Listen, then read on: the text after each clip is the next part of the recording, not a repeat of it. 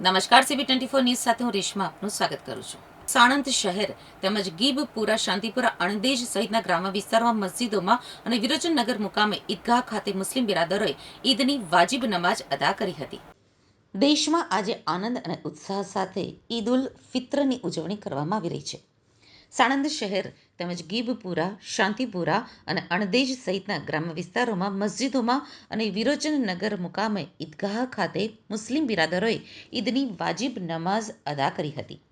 નમાઝ બાદ દેશની શાંતિ, સલામતી અને ભાઈચારાની ભાવના માટે ખાસ દુઆ કરવામાં આવી હતી. ઈદગાહ ખાતે હિન્દુ અને મુસ્લિમ સમાજના આગેવાનો ઉપસ્થિત રહ્યા હતા, જ્યાં સૌએ એકબીજાને ગળે મળીને ઈદની મુબારકબાદ પાઠવી, જે એકતા અને સૌહાર્દનું સુંદર ઉદાહરણ બની રહ્યું. કોઈ અનિચ્છનીય બનાવ ન બને તેને ધ્યાનમાં લઈને સાણંદ GIDC પોલીસ દ્વારા ચુસ્ત બંદોબસ્ત ગોઠવવામાં આવ્યો હતો.